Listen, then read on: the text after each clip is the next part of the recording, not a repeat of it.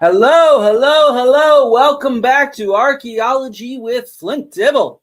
All right, we have people in the house. Yeah. So I don't have anything too much on the agenda today. Just thought I would chat a little bit about some upcoming stuff, some past stuff, and then sort of just see how the chat goes. I see the chat's already jumping, which is good. So how many people have seen my latest video on Tartaria? Did people like it? Tell me in the chat what you think of it. Because I am hoping that people go see that, because we put some good work going around Cardiff and discovering Tartaria. By the way, I got my beer here. Yeah. So what do people think of Tartaria? Should I do more debunking? Should I do more real archaeology? We have a bit of both coming. The mud flood CGI was epic. Good. And yes, it was amazing, but also depressing to see the kind of people that the kind of things, I should say, that people believe in. If you haven't seen it, I highly recommend checking it out. It is up on the where's my come on. Sorry, guys. Technical difficulties. Here it is. It's the last one right here.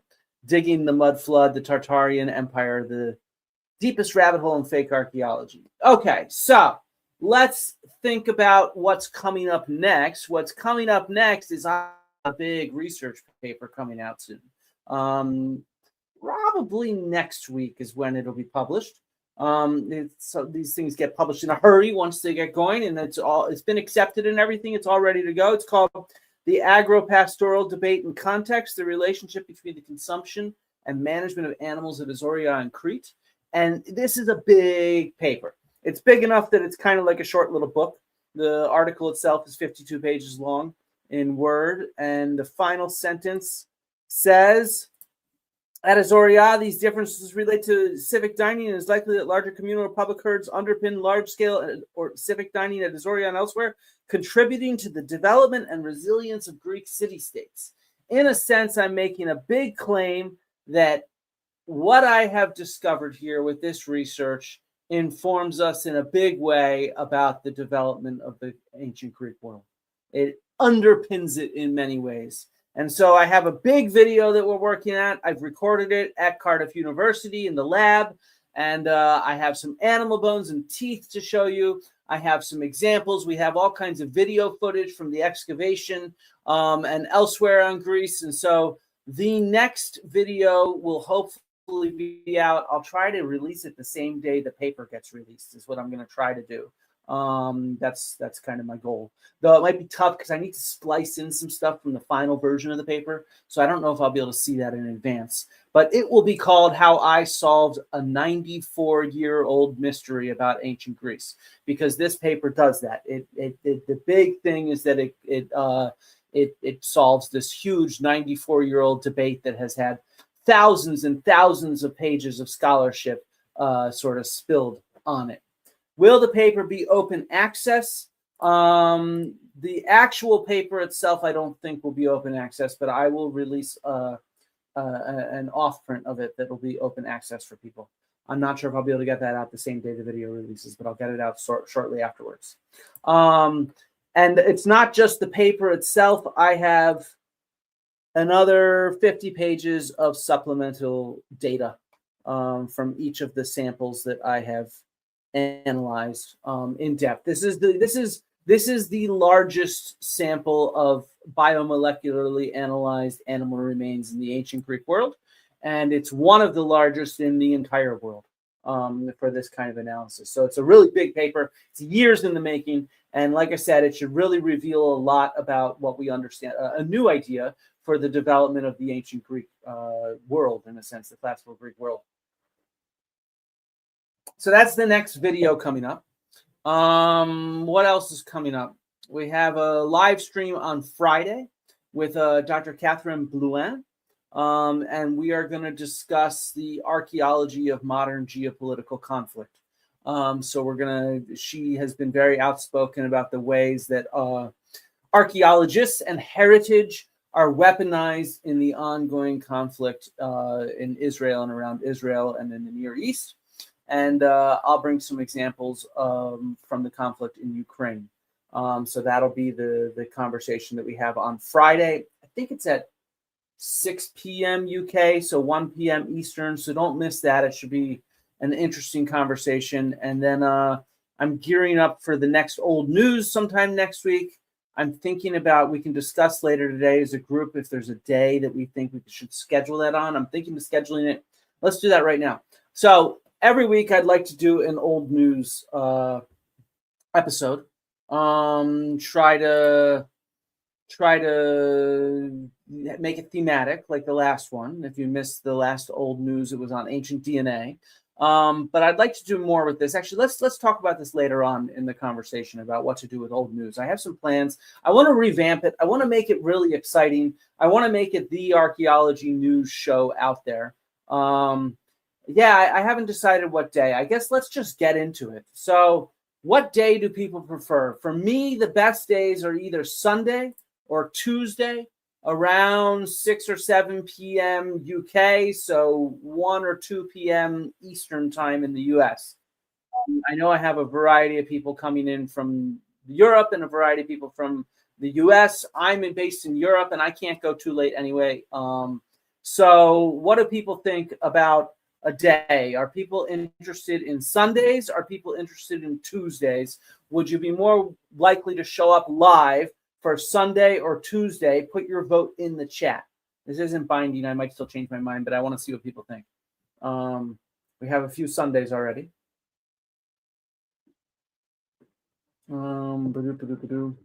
Somebody's saying something about video. No, Lizard Last. It seems to be running fine for other people.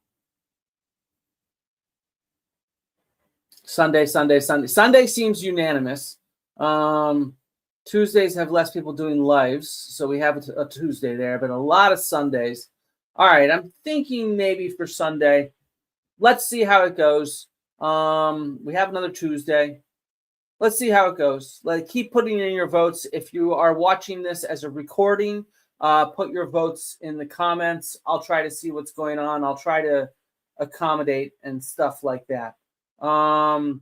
So what else? All right. Another thing I've been trying to think of is sort of thematic things. Oh man, that's on my phone.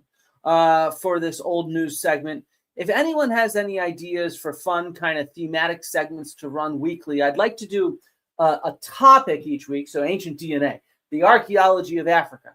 I don't know, the peopling of the Americas, stone tools, new advances in biomolecular archaeology on animals, stuff like that. So that's the topics, but I'd like to have some like fun little segments, like the big paper that the media missed on this topic. That could be a fun one, like media misses or even media misrepresentations. Those were some ideas that I thought about. Anybody else have any good ideas for like a short segment? Obviously, I could do one on pseudo-archaeology, though. To be frank, a lot of topics pseudo-archaeologists have not always weighed in on. So we're not going to be able to do something on pseudo-archaeology for every single thematic topic, simply because it just doesn't work. But it's something to think of. If anybody thinks of, media misrepresentation is a long list of topics to choose from. Exactly. But if people think of any sort of like different segments that would make it fun, or it's going to be fun anyway. What am I trying to say? It's going to be fucking fun because I'm going to be there and archaeology is going to be there and you guys are going to be there. So, stuff like that. A lot of what people are funniest artifacts. Yeah. Myth versus reality. A lot of that doesn't work for new shows. One of the things I was thinking of doing is opening up questions in advance on the topic to my patrons and to my members so that I could start off with sort of answering some basic questions about the topic. So whatever, ancient DNA, the peopling of the Americas, yada, yada, yada, yada, yada. So movie analysis could be a good one. I see that one here. But again, it's not going to relate to a lot of the topics coming up. Bad archaeology headlines, yeah, that kind of. So a lot of the stuff is the misses and stuff like that. But think it through. Even if you're watching the next old news, or I don't know, one a month from now, if you think of an idea for a segment, pop it in, because I'm just trying to think of ways to interrupt the flow a little bit, wake people up in the middle of the news reading of stuff, and to have something kind of funny and funky and like that kind of thing. An artifact spotlight. I think I saw someone else say that too. That might work. It's going to depend on what the topic is. Like if you do an artifact spotlight of ancient DNA, it doesn't quite work, for example, right? Yes, I plan on doing some Christopher Nolan Odyssey stuff. I'm going to have on some experts that focus on translating the Odyssey and that study the Odyssey, so that I can have an ongoing segment through a month. I'll have on a range of people. I know a lot of scholars that study the Odyssey. I study the Odyssey, even. Surprise, surprise. I study ancient Greece. So yeah, these kind of things could be good. But yeah, okay. So we're going to get old news going. It'll either be Sundays or Tuesdays. I need to make a decision. We're going to keep it to the same time, same place, pretty much every week. I doubt I'll be able to run it every week, but probably 3 weeks out of 4 every month, something like that is my goal. And the goal is to highlight sort of new articles on different topics. And I think it should be a good time. If it really does take off, I'll get more interviews and stuff like that. But that's what I want to do is keep it casual and just sort of try to highlight all the cool stuff that's going on in the field of archaeology in general, because I think that's the goal of something like old news after all.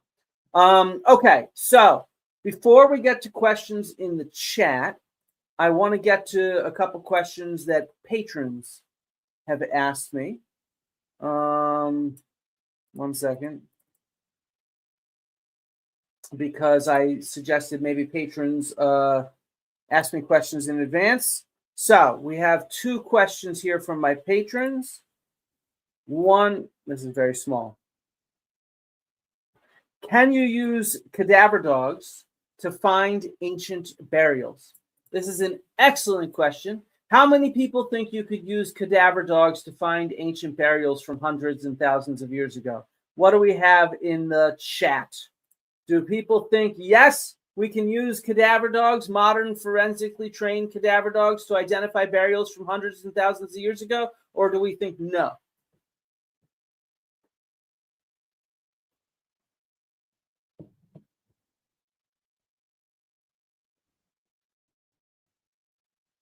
A lot of no's, probably nots. Everybody's saying no. Everybody's saying no. I think not. I think not. Won't the smells have worn off? Probably not. Not enough scent left. One person here says yes. Wildflower Gen 25. You win the ticket. You win the ticket. The answer is yes, in some cases, at least. In some cases, let's share my screen. We have a few articles on this.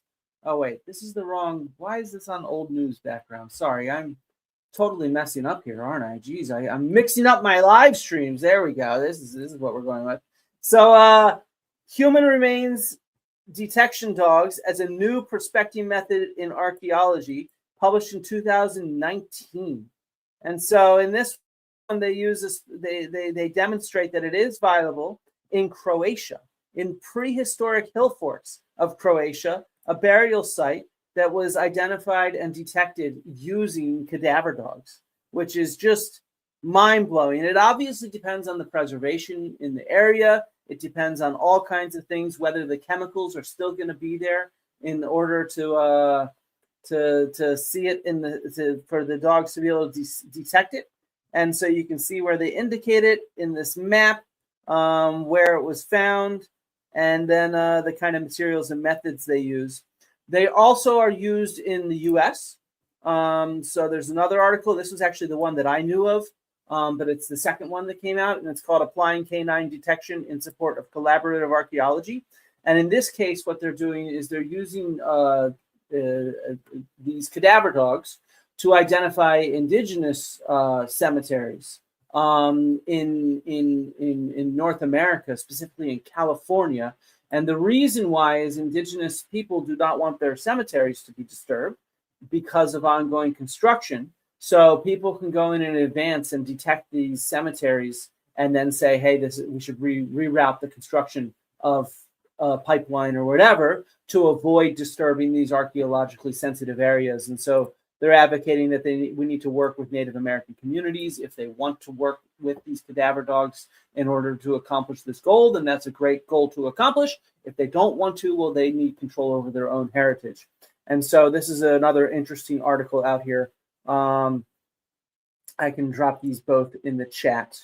The first one is human remains detection dogs, and it is available open access on ResearchGate for anyone that wants to read about this example in Croatia. And then the second one is the case study in the Americas, applying canine detection in support of collaborative archaeology. This one, I think this should be available open access. It's in the SAA journal. I think that's open access, but I could be wrong. I have access to it through Cardiff University. As well, there's been a lot of work done in Canada to use cadaver dogs to identify, again, unmarked graves. In this case, they're using them for residential schools.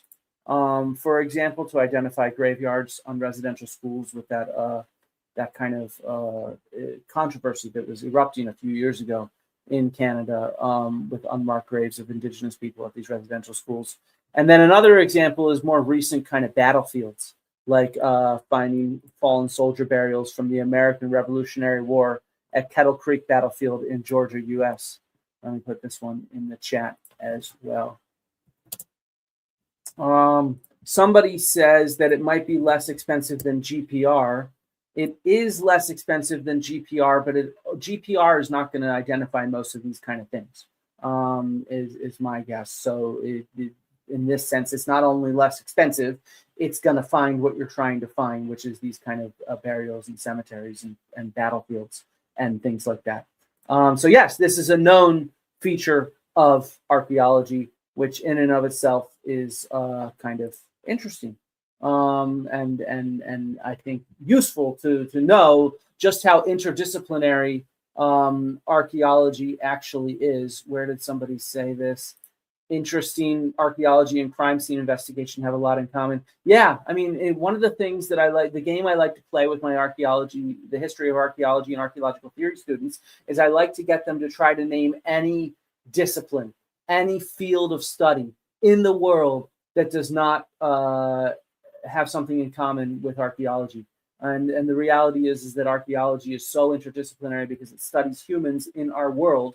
We use pretty much every single discipline out there and collaborate extensively with people across a wide range of disciplines. And so yeah, it's cool in that kind of sense that you can see this kind of collaboration with forensic scientists, with geologists, with astronomers, with everything, language experts, et cetera, et cetera, et cetera.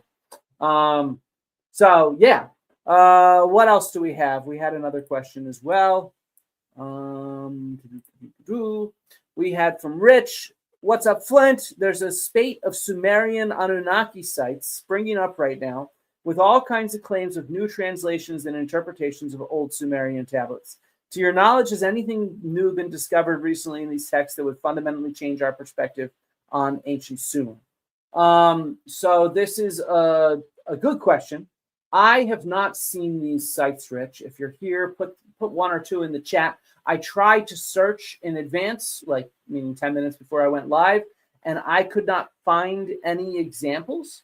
I did find this stupid clickbait AI video. AI just translated 400,000 Sumerian tablets. What it found is unexpected, and it's remarkably stupid. It might be worth reacting to at some point. I'm not prepared to react to it right this second, but it might be worth reacting to in the future, because it looks like a really stupid one, and it follows this kind of format that I've seen in a lot of AI crappy videos on YouTube. I'm planning a video for my so not the next one. The next one's on my paper. The one after, I'm planning on reacting to some Stonehenge AI videos, and it actually follows a similar format to some of these Stonehenge AI videos, talking about how AI decoded it and what it found will terrify you. Be prepared to be terrified. Everything is upended because AI has somehow done this. So yeah, yeah, I haven't watched this video, so I need to figure out some text stuff to be able to play from a browser while streaming. I've had this echo issue, and I need to figure out how to fix that.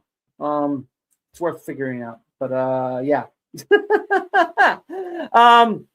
So on the other hand, so the second half of this question is one second. I'm just saving questions I see for later on. To your knowledge, has anything new been discovered recently in these texts that would fundamentally change our perspective on ancient Sumer?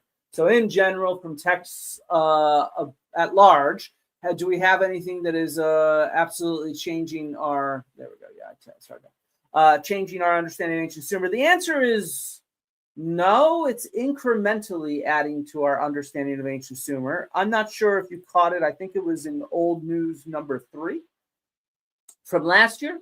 Check it out. I covered this new early Sumerian myth that was translated for the first time last year in 2025. And it's really cool. It mentions the Anunnaki, which, by the way, the Anunnaki are just a class of deities in ancient Mesopotamia. They are not anything else. Since we're talking about the Near East, I want to mention the bombing of Tyre is obscene, and I'm sure we'll be talking about that on Friday with Catherine Blouin. But this is the first time that this text has been translated, and it's actually quite interesting. Go check out Old News number 3. I think it is. Maybe it's Old News number 2. We do a performance of the translation of this, and we discuss its context and why it's interesting. It involves the fox, the cur, and Ishkur, and it's the foxes in the kur. Me and Yoni used to joke about that for like a few months afterwards because it's a cool little poem. So yeah. So let's see what else is new in the era of translating Sumerian and thinking through maybe even a little bit about machine learning. Is this large computer science project, which this has just come out on Archive, so it's not published peer reviewed yet, but it's on its way, and it's a transliteration data set of Sumerian tablets. And so what this is doing is it's taking cuneiform and it is transliterating it into something that's more searchable. And this is useful because it makes our corpus, our body of corpus is Latin for body, by the way. So the body of cuneiform, the corpus of cuneiform text, all the cuneiform texts we have, it makes it more searchable, but it also lets it be available for things like natural language processing methods. And well, actually, that's what they're applying. And it lets it make it available for machine learning and stuff like that. Like, not all AI is ranked poorly. There are certainly good examples of using AI. By the way, just to take a quick pause, make sure everybody gives this video a like. And when we're done, make sure you leave a comment so that, it takes off in the algorithm. Yeah, algorithm. Okay.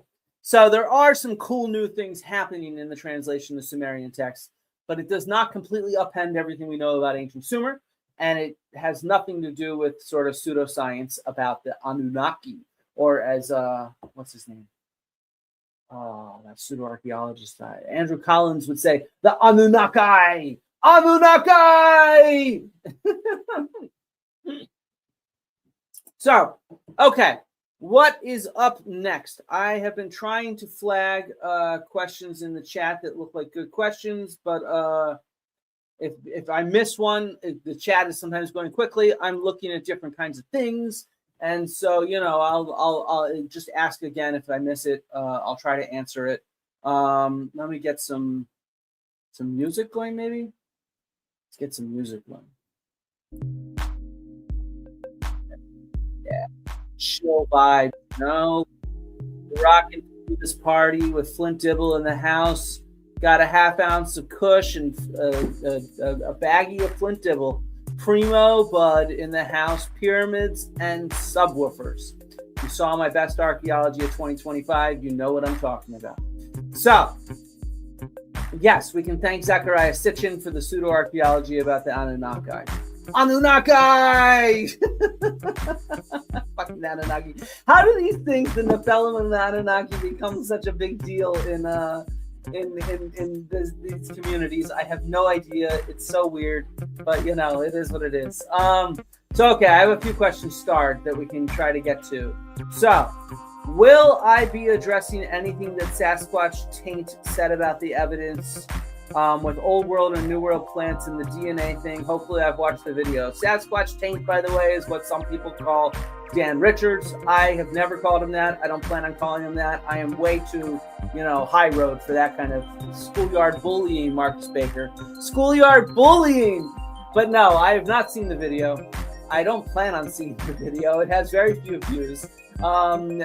He's been lying about me nonstop for 2 years. Yeah, so I have no idea what he said. I don't really care. He lied nonstop during that debate with Neil, and we discussed that. And he's lied nonstop about myself and other archaeologists for many years now. So I'm not going to go into some endless back and forth with Sasquatch Taint. Oh, wait, I'm not supposed to call him Sasquatch Taint. I'm supposed to call him Dan Richards, with Dan Richards or D. Dunky. So no, I will not. No, you don't have to apologize, Marcus. You're allowed to not be high road all you want. But yeah, no, it's just not worth going into a back and forth with this guy. He's just a toxic individual. He has insulted. He's tried to get his fans to contact my students to get me fired. He has insulted me for having cancer. He's insulted my wife. I'm not going to get into some back and forth with this dude. Yes, I am a stone. That is true. I am a Flintstone. Bam. Flintstone in the house. So let's see. Some other questions up here from early on. If I'm reading the chat in advance, I'd like to tell you you're among the people who inspired me to get a second degree in archaeology at the age of 40 plus. Thank you for what you're doing. The Eclipse 9692. Yes, rock on, rock on. Smart education for the win. Learning some archaeology. I approve and I appreciate the kind words. Seriously, it's nice to know that doing this kind of thing actually has like legitimate impacts on people. You sometimes wonder if you're just kind of speaking into the void, and it's nice to see this kind of stuff. So I will take my wins and celebrate. Oh, you're not the Eclipse, you're the Eclipse. Sorry, I thought there was an L in there. Well, the Eclipse 9692, rock on, keep learning, stay smart. Let's see. This is also from the Eclipse. I got a BA in technical documentation after I did my professional training as a graphics designer. I aim for a master in something they call digital humanities. I'll focus on battling pseudoscience. Digital humanities is great. I do a lot of digital humanities in my own research. It's basically applying modern statistical and digital methods to the evidence we have in humanities, which could include archaeological evidence. It could include textual evidence. It could include artistic evidence. Could include all sorts of stuff, and it's trying to approach it using modern digital methods, which could include statistics. It could include machine learning. It could include databasing. It could include geographic information systems or fancy maps. I do a lot of that, that kind of stuff. Let's see. What is my favorite artifact in my background? 1 second. I guess let me get it.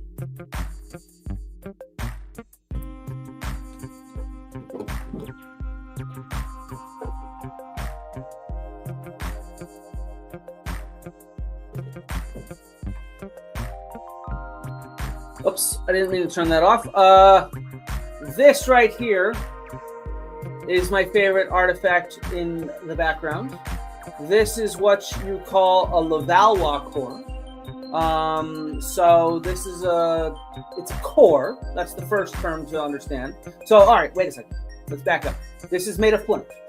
My dad made this, but it's an imitation of authentic archaeological materials. And the type of stone tool it is a core, and the specific type of core is a Levallois core. So let's break that down. What a core is it's a larger stone upon which you will knock off smaller flakes. So you'd strike it, say here, and you'd knock off, say, something like this, which you could then use to butcher an animal or whatever. So that's what a core is.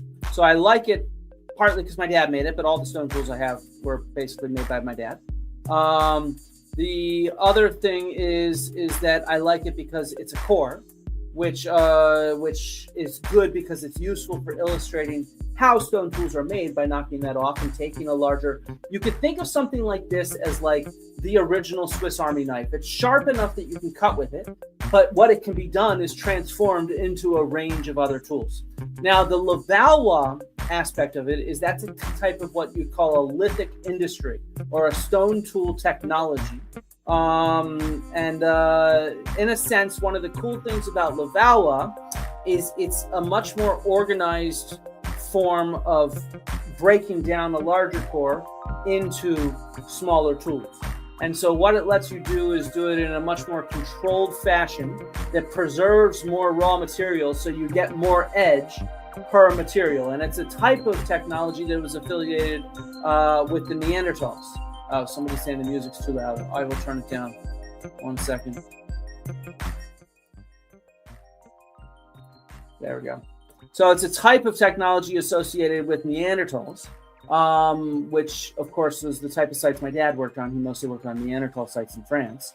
And it's more advanced than sort of the stuff that came earlier, made by Homo erectus and Homo heidelbergensis and others that made sort of large, clunky tools that were very thick and that therefore wasted a lot of raw material. And this lets you knock off these kind of smaller flakes. You can see the scars where a flake was knocked off. There was one knocked off right here, for example, right? Or another one right here. And those were things like this, which would be used for cutting. And so I like this one because it's hefty, it fits in my hand well, and it's a core that lets me talk about these kind of things. I have nicer stone tools by my dad, but they are at my mom's house. So I don't have them here, to be honest, I have nicer ones. Was my dad an anthropologist? Yes, my dad was a Paleolithic archaeologist who focused on stone tools made by Neanderthals and early Homo sapiens and other hominids. He mostly worked in France, but also Egypt and Morocco. The reason my name is Flint is because he studied stone tools made of flint, and my brother's name is Chip. So I grew up on archaeological sites, but I went off in a different way. Yes, we are planning on starting a merch store this summer. Maybe by the fall if we're slow about it. It's going to first just start off with your normal kind of t-shirts and coffee mugs and stuff like that. But hopefully we can try to expand it. They're going to be better coffee mugs and t-shirts than most people have because they're going to be with my brand of archaeology humor. It's not going to be like stupid shit like archaeology with Flint Dibble. No. I got some fun ones, okay? I got some fun ideas. We're building the store sort of over the summer. Should be ready by the fall. Ideally, if things get to the point where it seems to be growing, then we can start including more custom type stuff like Flint tools. That would be a lot of fun to do. Let's see.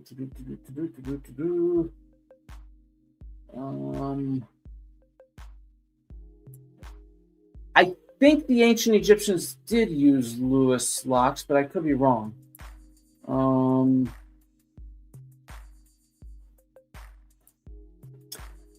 What's the funniest thing you've ever learned as an archaeologist? Thanks, Balthazar, by the way, for the super chat. The funniest thing. I mean, I've learned a lot of boring things that are funny if you take them in that way. I've found a lot of boring things. The funniest thing. This isn't really archaeology. This is more historical. But I remember when I first started studying the ancient Romans,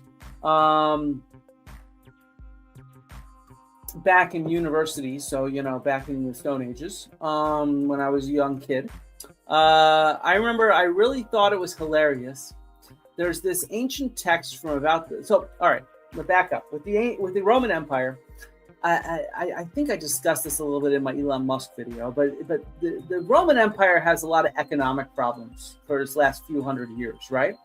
And in particular, they have a lot of problems getting people to do the jobs that they need them to do, because at this point, pretty much everybody's a citizen, and they need more people to do shitty jobs. You could think of this in our world, right? It's sometimes difficult to get people to do shitty jobs. And so we rely on underprivileged people, sort of immigrants that are undocumented and stuff like that. And so the Romans, to deal with this problem, for shittier jobs and for a lot of jobs in general, they made a series of laws that basically forced people to keep the job that their parents had. And this was especially for shitty jobs. And one of the really common ones was nobody wanted to be a baker. And I know you're thinking, well, being a baker isn't that bad. Why does nobody want to be a baker? And you can think about this in the Roman context, where they're giving away, the state gives away free bread to all the citizens who are voting in Rome. That's why it's bread and circuses, And so they're giving away this kind of free bread, and they need all these bakers there, but nobody wants to be a baker. So why did nobody want to be a baker? It was a really shitty job, not because of the baking. The baking was not the issue. What you think of as baking is not the first step that was involved in a Roman bakery. The first step involved in the Roman bakeries was you had to grind the grain. You had to literally grind grain for hours to turn it into flour. And that was the shittiest job out there. It's a bunch of backbreaking, repetitive manual labor. And it's so bad for your bones that we can see this on people's bones. People that do a lot of grinding of grain, it shows up in their skeleton. And so nobody wanted to be a baker. So in the I think it was the 4th century AD, if I'm remembering right. I can't remember which text it's from, but I was reading this text in my Intro to Ancient Roman Economy class. Not intro, it was like an intermediate level actually at this point. And I was doing a research on bread actually and grain in the Roman grain trade. And there was this text that described how in the port of Rome in Ostia, they would set up these brothels. And the brothels were basically honey traps for people that got too drunk. If you got too drunk in one of these brothels, well, you wouldn't get robbed. You'd wake up the next morning chained, and you'd be forced to become a baker. So this I thought was a pretty funny thing, because it's like, Jesus Christ, they can't get enough bakers that they're setting up these kind of honey traps for random drunken brothel customers to essentially enslave them illegally. I think this ended up getting shut down because it was against the laws. You can't enslave a Roman citizen, and turn them into bakers. So I don't know. That's what's popping into my head right now. There's a lot of other funny things I've learned as an archaeologist. Here, I need to make a video about this at some point. But what is it? Here's just to make one that's more archaeologist is the Lloyd's Bank coprolite. This is the largest piece of human excrement from the ancient world, and it's from the Viking site of Jorvik in modern York, and it's on display. It was discovered while excavations for the Lloyd's Bank there, so it's called the Lloyd's Bank coprolite. And this is the biggest piece of ancient Roman turd out there. So there's my funniest bit of archaeology right now. Though if you hang out with me, I got 1,000 funny stories. Franklin, this is a fossilized turd, a piece of human feces from the Viking site at Coppergate, York, England, and it's on display in Jorvik. It is absolutely enormous. It has its own Wikipedia page. I really got to do a YouTube short about this or something like that. So yeah. Thanks again, Balthazar. I appreciate it. And I saw someone else pop me in a thank you, Calcott. I really appreciate it. Okay, so why was Papuan agriculture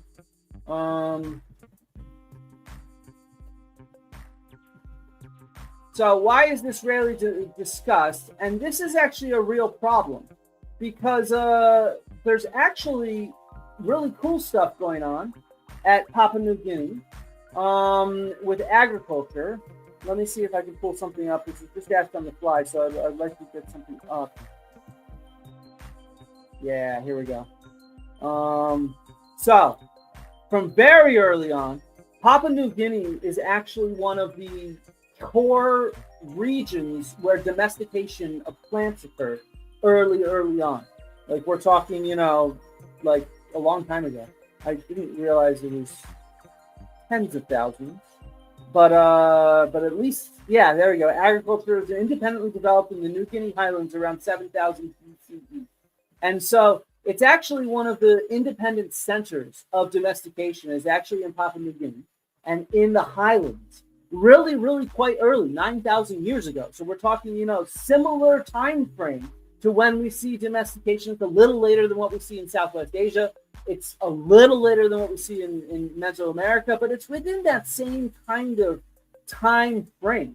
And I think that that's really cool. And so if the fact that it's so rarely discussed is a big loss, because you should realize that there's this early domestication that goes up in Papua New Guinea, and we have the whole suite of evidence from the tools to all these different kinds of plants that are domesticated, and the development of agriculture there, certain types of bananas and taro and stuff like that, really important crops for later on were domesticated there.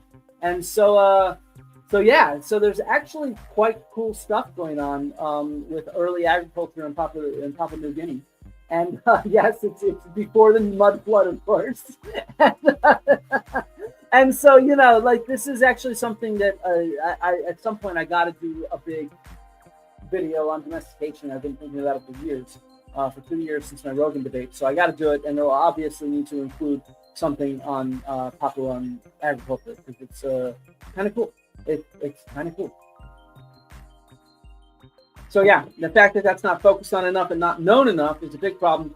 A good book that discusses it some and discusses early agriculture in general is The First Farmers by Peter Bellwood.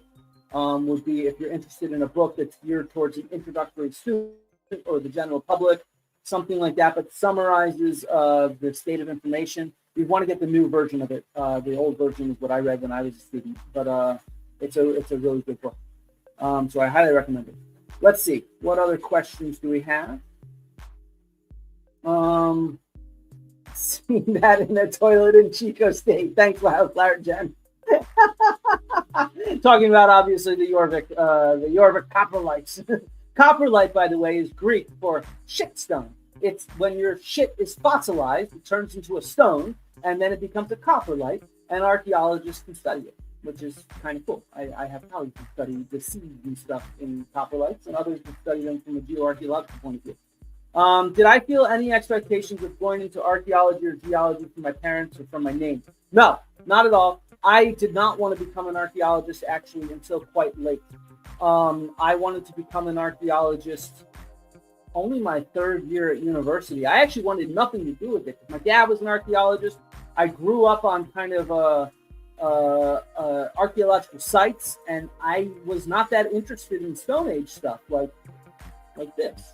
I'm now interested in sharing all the cool stuff that my dad and other scholars have done. But no, I didn't want to do this stuff at all. I went to university. I was a philosophy major at first. Then I was a history major. Then I was a classics major. And then at that point, this was in between my second and third year at university, I went back on my dad's project as more of an adult, right? I was 20 or something.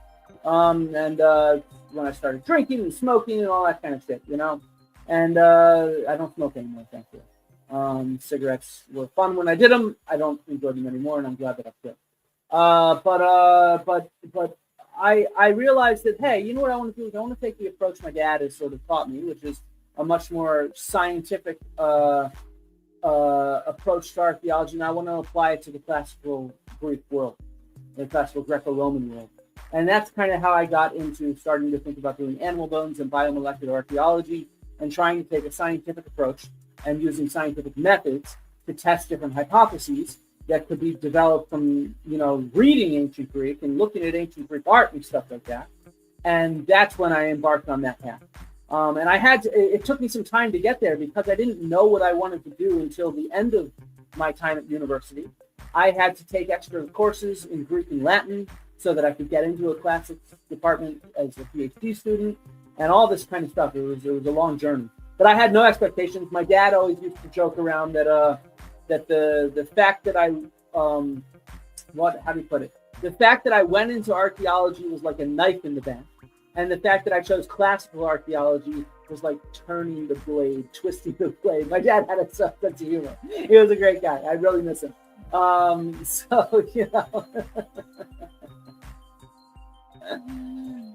so I had no expectations. My dad had no pressure on me. It was just something that I ended up deciding to do, and I don't regret it. I'm glad that I did it. It was great.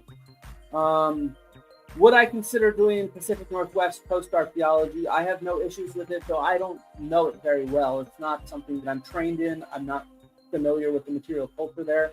And same thing with the species of animals. Like I could go study animal bones from a Pacific Northwest site, but I would need a really phenomenal comparative collection of modern animal skeletons to be able to start identifying them, because I am not familiar with North American fauna or North American skeletal morphology, I should say. So in that sense, I would certainly entertain the idea if I had the right invitation. But instead, what I'll do is I will interview Pacific Northwest archaeologists and I will summarize their work for the public. And if for some reason I had the opportunity to go on a project, I would strongly consider it, but I don't know if I'd go as an expert, per se. Maybe as like someone to document what was going on for my YouTube channel or something else like that as a visitor. Is people's sound muffled, or is it just for this person? Let me see if my sound is doing okay. 1 second. Do I have the right sound on? Oh, no. Is the sound better now? Is the sound better now? Sorry, guys. I had the wrong mic on for 48 minutes. Jesus. Okay, is this better now? Okay. Jesus. I feel bad about that. Sorry about that. Nobody's going to watch the first 48 minutes. Somebody put in a comment, the sound gets better at 48 minutes. Would I consider a meet and greet with my fans? Yes, for sure. I already did a tour just this year on a cruise. I hope to do more tours, and I hope that when my book comes out late next year, that I'll have the opportunity to do like a book tour, maybe. Let's see how that goes. But I have no problem. I'm happy to meet and greet with my fans, without a doubt. Thank you for the tip, by the way, Miss Annalyn. Yeah, I think it's great that people actually follow me on this weird app called YouTube. I find it actually kind of ridiculous. Yeah, I'd like to do a press tour, but that's not on me. That's on what publishers think. We're not at the point to discuss that. The book is coming along really well. My final draft of it is due in September. So I got to finish it over the summer. It's one of my big jobs over the summer is to finish my book. I just finished all of my marking. I'm done grading, and I'm so excited to be done grading. I don't know if I'll be teaching next year. They're eliminating the archaeology department and they're merging it with the history, archaeology, and heritage department. And there's the chances of my contract being renewed for teaching is unlikely. I expect to still be affiliated with Cardiff University as a researcher, but it will leave me more time for YouTubing and the need to supplement my income. So expect more YouTubing, expect more merch, expect more me saying hello. If you like what I do, please consider supporting me, because that's the kind of world we live in. I am very disillusioned with the university system as it currently exists, especially as it's changed in the last, it's gotten so much worse. Archaeology is being destroyed, classics is being destroyed, history is being destroyed, all the humanities, all social sciences, even STEM is being destroyed. And I don't like what this new university system is becoming. I am ethically opposed to it. And I fully believe in a journey of actual archaeology, or actual learning is what I meant to say. In my case, actual learning about archaeology, right? And so in that sense, I don't have a problem. I'm happy if we can make this YouTube thing work, which I'm getting close to 100,000 subscribers. So make sure you give this a like, so that, you know, we get more people watching, we get more people supporting, because, you know, it's sort of around that point where I think if I start producing more regular content, it might be enough to actually support me and support me to do research as well, which is kind of my goal. I'm not going to stop doing archaeology, though I am somewhat grounded because of my cancer. I can't go on any dig seasons right now. But in theory, if things keep going well and this medication keeps kicking my cancer's ass, hopefully next summer I can go back on digs, which would be nice.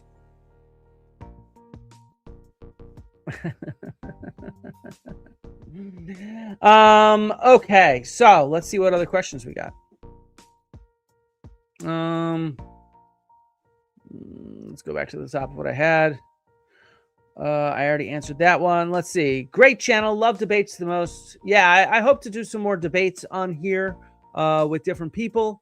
I have some fun ones in the works, but I need to figure out how to make that work. It's a challenge, but I plan on doing more.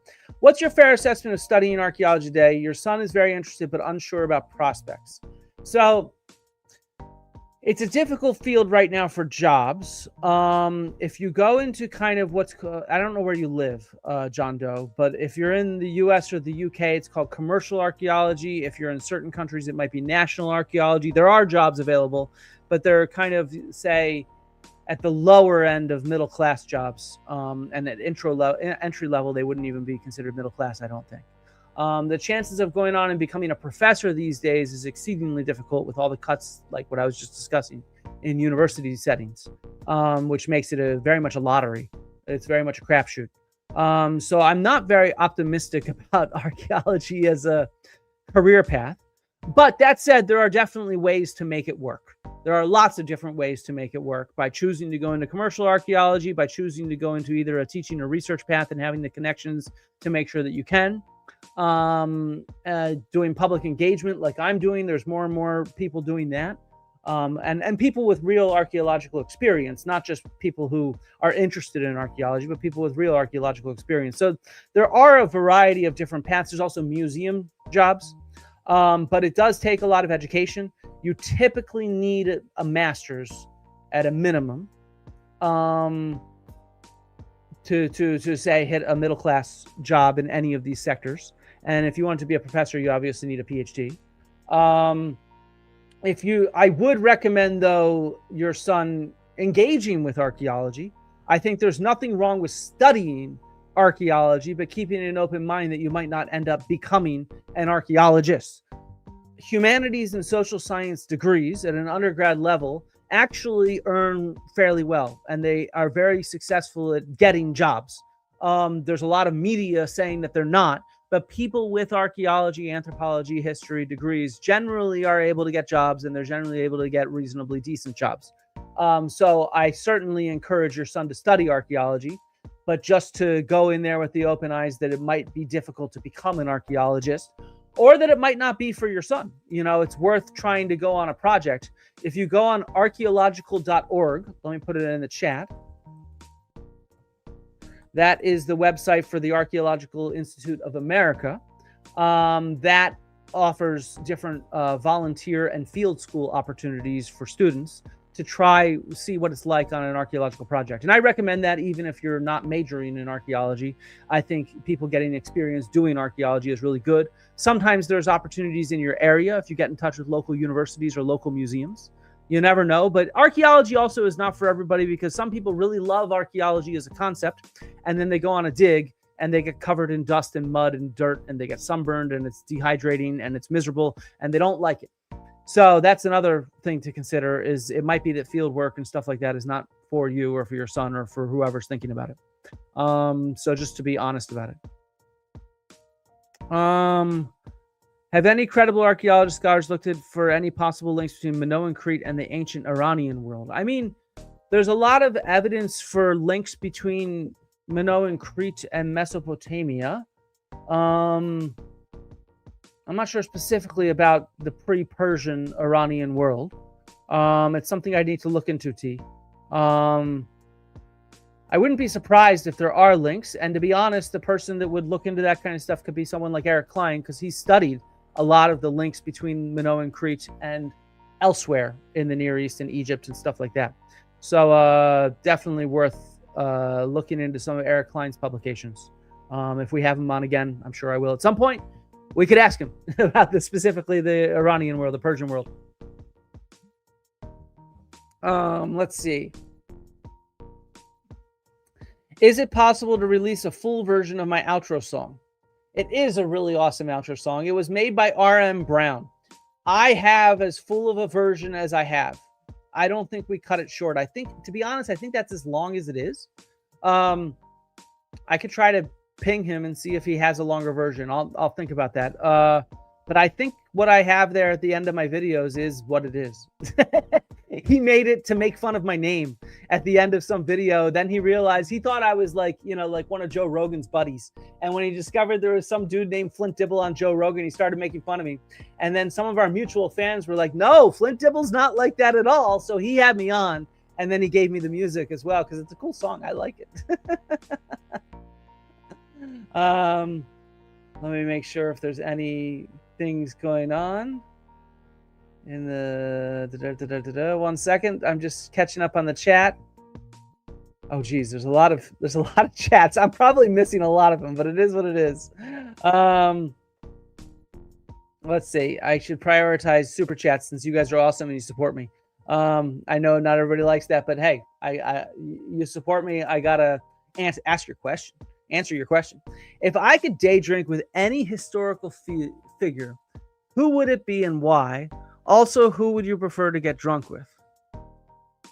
It's a good question. I'd like to get drunk with a lot of historical figures. Be a lot of fun. But I'm gonna go with Socrates. You know, like Socrates is, he likes to ask questions, right? And I'm sitting here answering questions. So it would be a lot like this. He'd be like, you know, so Flint, who would you want to get drunk with? And I'd be like, you, man, you're the one I want to get drunk with. And he'd be like, aha, but do you know that you want to get drunk with me, or do you just think you want to get drunk with me? And I'd be like, I know I want to get drunk with you, Socrates, but just make sure we're not drinking any hemlock first, okay? No, so I think Socrates would be fun. I mean, to be honest, in general, I think comedians, so people like Aristophanes would be a lot of fun. Philosophers like Socrates would be a lot of fun. I'm not as into drinking with politicians. I worry they'd probably kill me for being a smartass. Because most ancient politicians wouldn't hesitate. They didn't have much respect for human life. And so probably not many politicians. But, you know, entertainers, artists, literary figures, philosophers, pretty much any of them I think would be a lot of fun to get. Ooh, do you know who I'd really like to get drunk with? Athenaeus. Nobody knows who Athenaeus is, probably.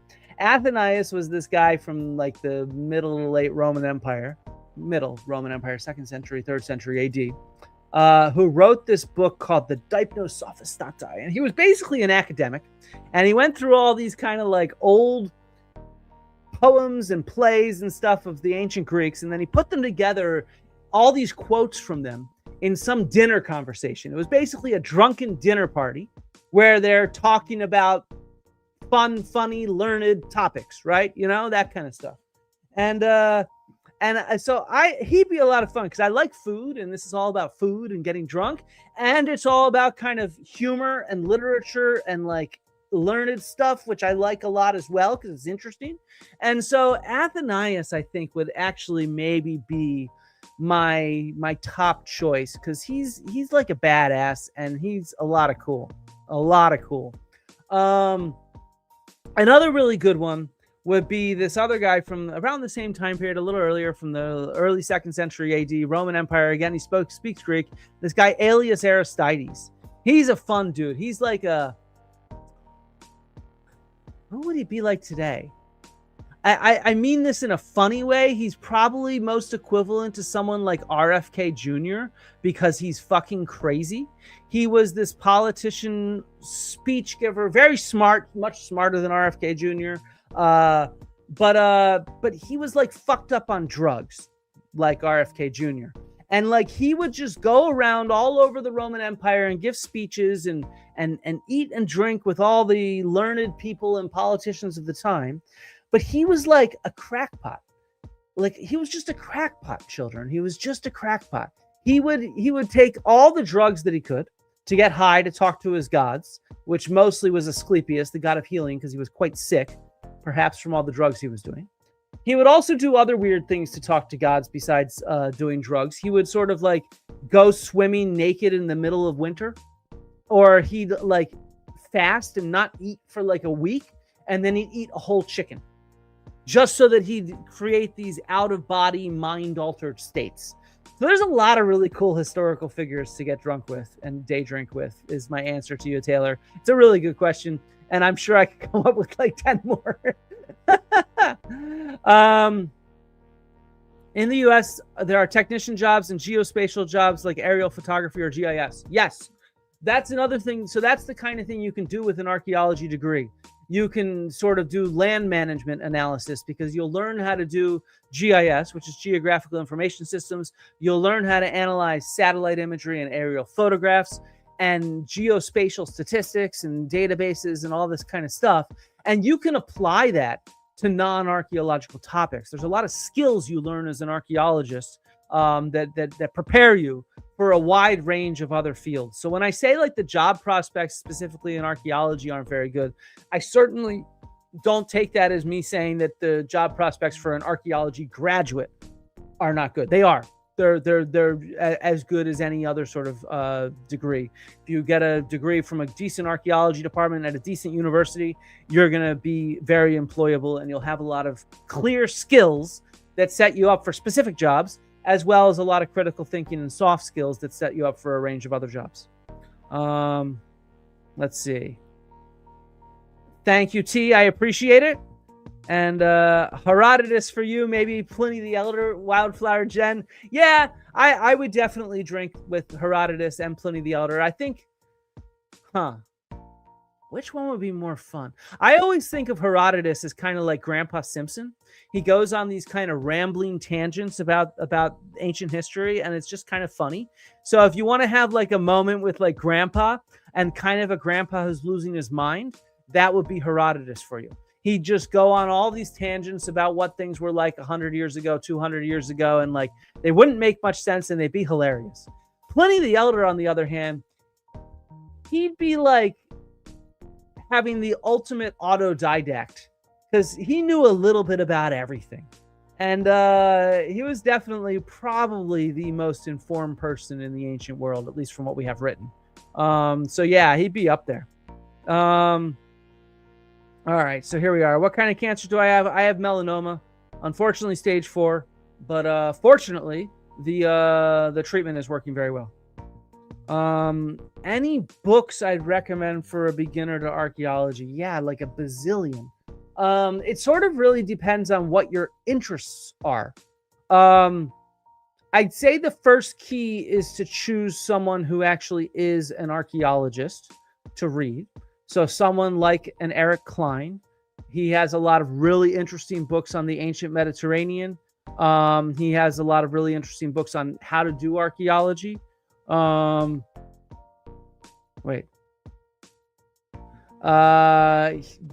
this kind of stuff. Someone like Alice Roberts, her books are really, really good on the archaeology of Britain and human evolution. So the key is I would choose something written by an archaeologist. Don't go read Jared Diamond. His books are shit. Don't go read Noah Yuval Harari. His books are shit. And by shit, I mean they're well written, but the evidence they use is not very good. Archaeologists are not very big fans of those books because they don't present archaeology in a fair way. They present it in a really weird way from this person's personal perspective, and they're not even an archaeologist. But there's a lot of really good ones. I definitely would recommend, Marcus, going back to earlier interviews on my channel with people that wrote books, like the one with Mudi al-Rashid on the world's first museum. It's all about cuneiform and this early museum in Babylon. And it's really, really cool. It's called Between Two Rivers. I have it on my bookshelf behind me, the bright one. So definitely check out some of the interviews I've done. But there's so many good ones is the issue. There's a lot of really good ones that don't get enough attention. And so I definitely make sure you get something written by an actual archaeologist, not a pseudo-archaeologist, and not someone from a different field, because they misrepresent us as well.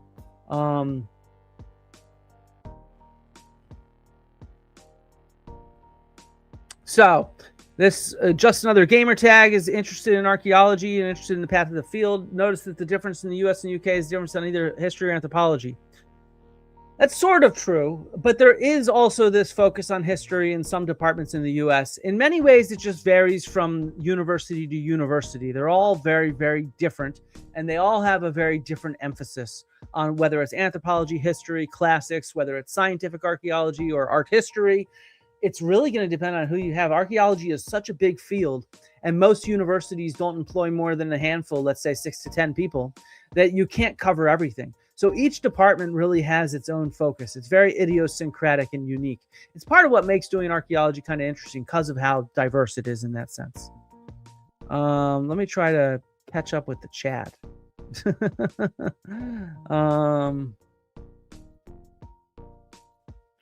I plan on doing a YouTube video on my cancer journey, probably for the fall or winter. I want to make sure that it doesn't look like it looks like it's going well.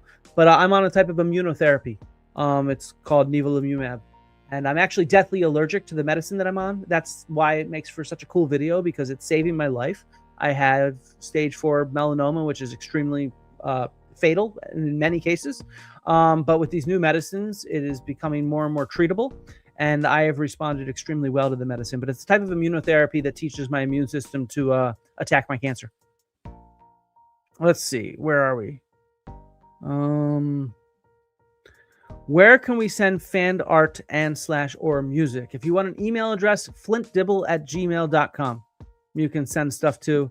I don't have an in-person address right now. Let me think about that, is the answer. Maybe I'll create a P.O. box somewhere. I know that some YouTubers do that. That could be fun. But yeah, flintdibble@gmail.com. How about we band together and make a human version of the song? Yeah. If people want to make a human version of the Flint Dibble song, I'm all on board. I like the song very well. Very much. So I don't want to get rid of it. I don't know how he made it. Probably AI, but I don't really know. It could be something else, though. He uses all sorts of weird tech. RM Brown, that is. Where are we? There's so many chats. A lot of conversation. Am I missing any questions?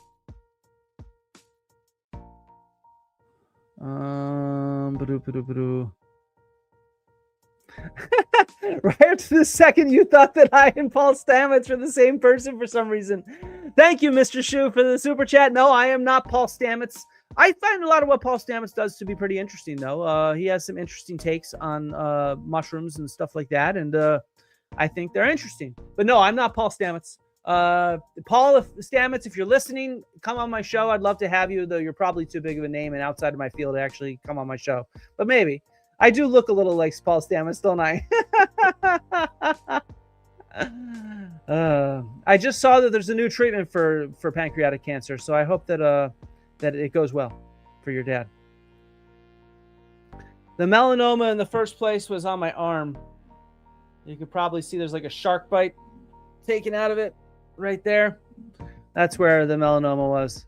No, I wore sunscreen all the time. I always wear sunscreen because I burn, but I do work in Greece and the Aegean. So yeah. Yes, this is the best textbook for an intro level person interested in archaeology. If you want like a textbook on how archaeology works, Renfrew and Bond, Archaeology Essentials, or really just archaeology without the essentials. 1 second.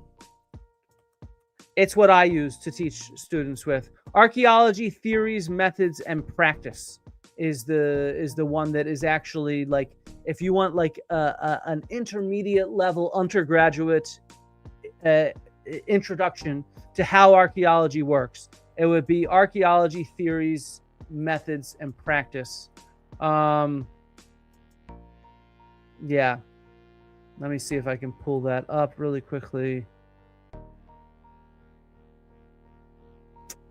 No, it's all this other stupid stuff. Here, wait. I found it in Amazon. I'll throw a link in the chat.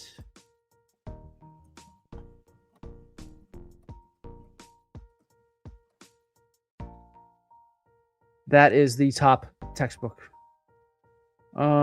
Any archaeology sites interesting for me in Germany? Yeah, like a bazillion. I mean, I just had on those guys who were studying the early symbols.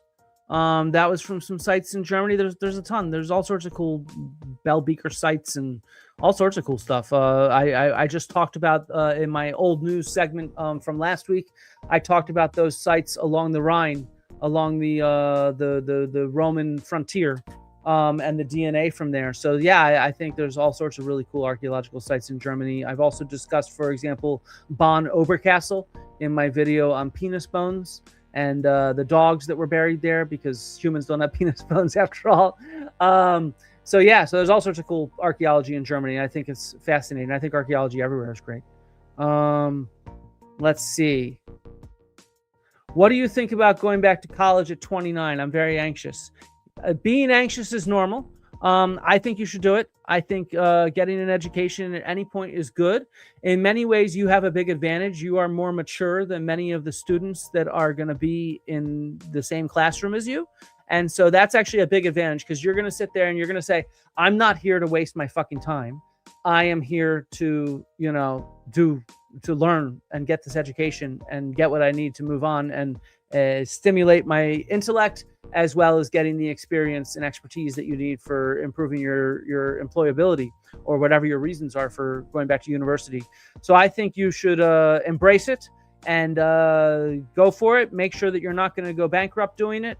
Find a way that makes it affordable, and hold out till it's the right situation. I don't know what your specific situation is, Demibird does, but at the same time, I think make sure that you're not compromising. It's the situation that you like. Nothing wrong. I sat next to people that were 29 when I was 19, and they went on and did well. I have worked with people that are 2 decades my senior as a grad student. They were grad students at the time, so this is not too uncommon. We have a friend of the channel, Tavro. Tavro, say hi. He's a cutie. He's a cutie. This guy comes from Knossos on the island of Crete. He is a palace cat, and he was an archaeological stray cat, and so we got him back with us when we moved to the UK. We brought him with us because yeah, he's a cutie though. He's awesome, very friendly cat. I literally got to Knossos on a ferry to Heraklion, which is the major city on Crete, in central Crete, where Knossos is just outside of. It's like 6 a.m. I get in, and at this point I was still smoking cigarettes, and I sat down at like 6:30 a.m. and I smoked a cigarette outside the site. And he just climbs right up my lap. He chose me. I did not choose him. And then we adopted him on my wife's birthday, which was fun. What basic knowledge do I feel my students are lacking the most? Climate change, geology, historical knowledge, or technical stuff like maths? Hope the question's not too weird. I'm guessing you mean my archaeology students, right?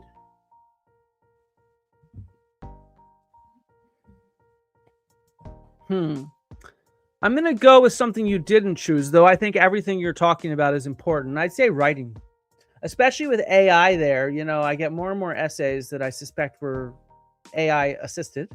And I think the skill that is writing, to be able to communicate in text, is going to die if we don't force people to learn how to write properly and get them interested in writing, is actually the right way to put it. I don't really believe in forcing students to do anything. I'm personally a fan of ungrading, and I think this hysteria over what AI is doing is stupid. I think there's a simple way to deal with this. Going to university should not be designed to rank students for employment. That is so stupid. That is absolutely stupid. how somebody did in a history class or an economics class or whatever, any type of class, it doesn't fucking matter what sort of class, has little bearing on how they're going to do as an employee. Just honest. It's just being honest here. And so we need to stop thinking about grades as the fucking end all be all, which is why I'm glad I'm done grading, because I fucking hate grading. I like giving feedback to students. I hate giving them numerical grades. It's just stupid. And so, but the problem is it's become this stupid game about grades, and this game has gotten worse over the years. And with AI, what it means is that people are just not writing, or they're writing what they think the professor wants or whatever. And it's just stupid. People need to learn how to write better, is my answer. People need to learn to enjoy writing. No, I don't think Paul Stamets and I have ever been photographed in the same room together. Let's see, where are we? Got to scroll down some more. Never too late to educate. Fully agree, Jen. Fully agree with you. Never too late to educate. Let's see. Yeah, Tavro is the Greek word for bull, which, of course, since he's from Knossos, it's also short for Minotavros or Minotaur. Taurus, of course, means bull. So it's short for the Minotavros because he's from the labyrinth at Knossos. So that's where his name comes from. Didn't want to call him Minos. That seemed pretty lame. So Tavro is what he is. And he sometimes acts like a bull. That's for sure. All sorts of people that went back to school in their 30s, or one that went to university and finished at 45. I think this is great. Education is what matters. Cats always choose their human. Exactly. And you don't adopt the cat adopts you. That's exactly what happened.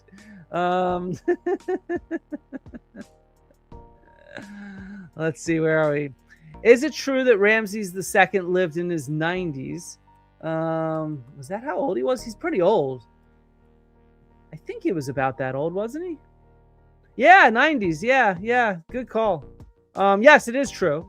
And this relates to his bones and stuff like that, as far as I know. Sorry, we're going to show some human remains here for a second.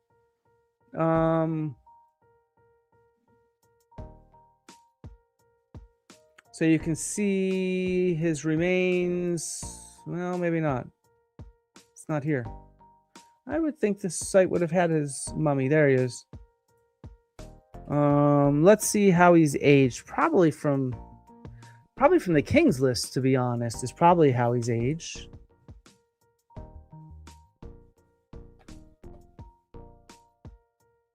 Estimates of his age of death vary, though 90 to 91 is considered the most likely figure. Why is the question? Oh, Peter Brand has an article on this. Oh, it's in a big book. Well, I'm not going to be able to investigate. His age is probably approximated due to king lists that list the era of his reign. And he's one of the later pharaohs, so they're more secure. And at the same time, certainly his mummy and his skeletal remains show that he was quite elderly. Can I drop a deep dive video on the misconceptions behind Zep Tepi? Maybe, but there's already one out there by on Yexti. Have you seen that? I don't know if you have. Let me throw that in the chat. I need to think about it. Maybe I think it would be part of a larger video about a trend in pseudo archaeology and pseudoscience more broadly, like creationism.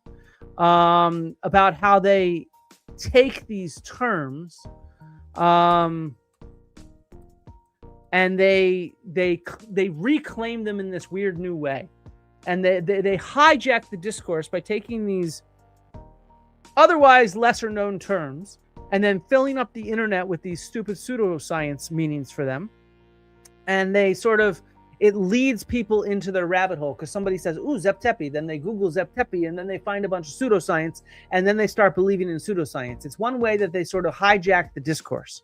And so if I was to do something on Zep Tepi, it would probably be within a larger video about this method that pseudoscientists use. I'm writing about this right now in my book, actually, this specific method. But yeah. Where are we? Some more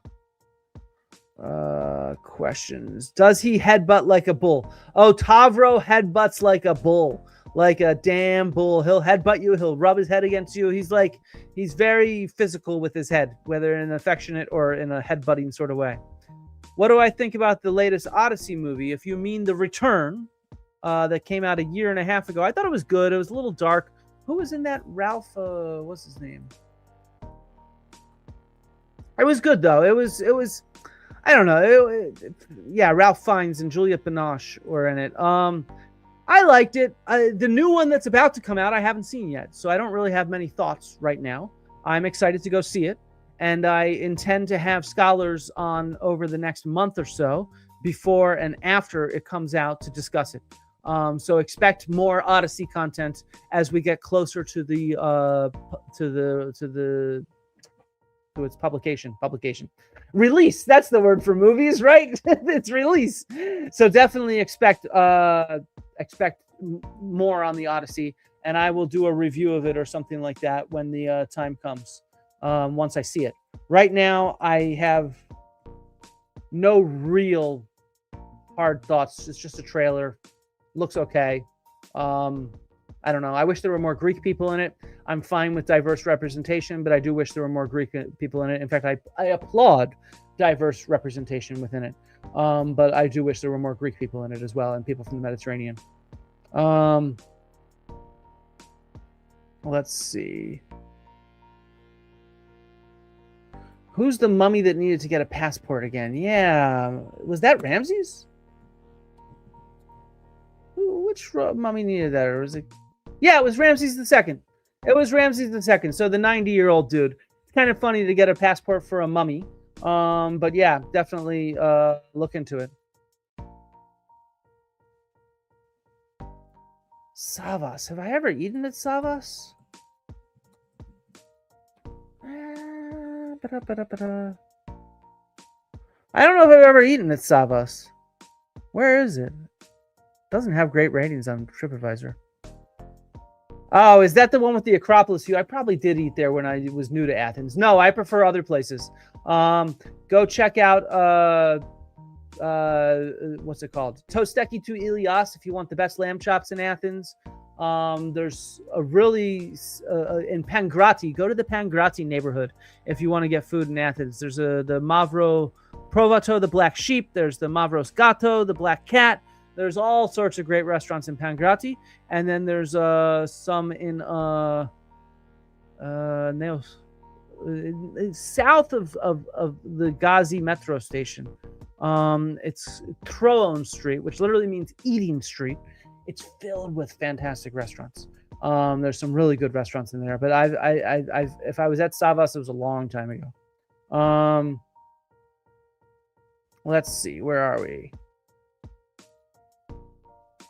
Yes, this is a good point. The low living statistics for the past has to do with child mortality.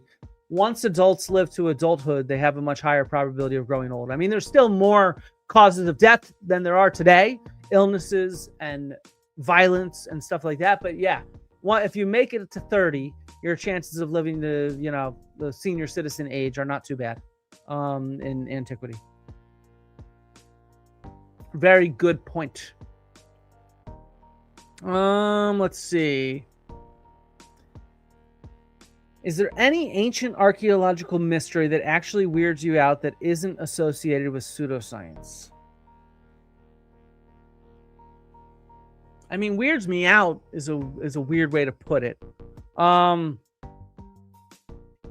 mean, this is one that overlaps with a lot of pseudoscientists. I wrote my undergrad honors thesis at Penn on ancient drug use, and specifically drug use in magic spells and religious rituals and stuff like that, mystery cults and that kind of jazz. And I think that stuff's very fascinating. I think it gets misrepresented in the public sphere. I plan on doing more videos on it. I have there's so many topics to do videos on, guys. It takes so long to edit a damn video. I don't know how else to put it. It takes hours and hours and hours to edit videos, and it slows us down. We need like a team of video editors here to produce stuff with me.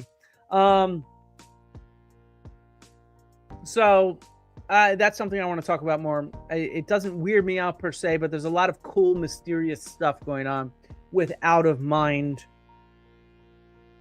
altering experiences, let's say, that can be used as an explanation for ancient religion and things like that. I don't believe there are very good explanations for human evolution, but certainly ancient religion and stuff like that.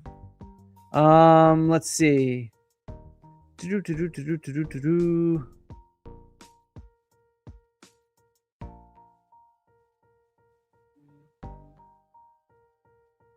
Yeah, so if you want to see, I actually have a video on my research into drugs.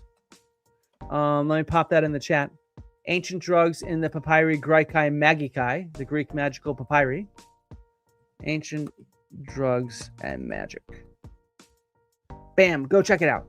Go check it out. I released it right after I was on Joe Rogan.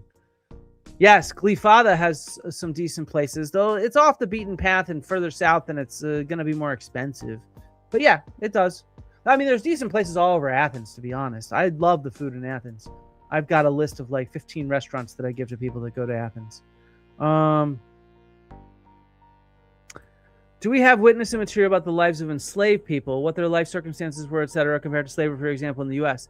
Yes, there's a strong subdiscipline of ancient slavery. People that study it in ancient Rome. We have tombstones from freed slaves, for example, by the thousands. We have skeletal remains from enslaved people that we can do analyses on, for example, of their diet and the kind of labor that they used. We have all sorts of ancient textual sources on slaves. So there's actually quite a bit out there. It's very different from slavery in the U.S. It's still equally inhumane. I'm not trying to say in any way that it's better or worse. Owning people is not cool, and creates situations where these people are abused. And we have plentiful examples of that in antiquity. But at the same time, it's different because it's not race-based. It's based on just what you were born into or whether you were captured in warfare. And there's a greater chance, not the best chance, but there's a reasonable chance of being able to work your way to freedom and becoming a freed individual. And once you're a freed individual, any children you have then after you become freed are born with full citizen rights in the ancient Roman world. So in some ways, there's a path that enslaved people could take to bettering themselves. And enslaved people in ancient Rome that had real clear skills, like they were literate and they could read and write, like one of our major Roman historians, Polybius. He was an enslaved Greek in the Roman Empire, and he wrote, history. Others were jewelers, and they had clear skills that they could use to actually earn a lot of money. So some enslaved people and some freed people ended up becoming quite wealthy and powerful in the ancient Roman world. And in that sense, it's very different from the U.S. Obviously, that's not what the case for most enslaved people in the Roman world. But for some of them, it was there. There was a certain level of social mobility that was not available in the U.S. because it was defined by skin color. So once you were born of that skin color, you were always seen as inferior in the U.S. In Rome, you weren't seen as inferior. You were just seen as having a different status, if you see what I mean. There was no sort of thought that people who were enslaved were automatically stupider or brutes or whatever. That kind of prejudice didn't exist. They were seen as goods rather than as, I don't know, a different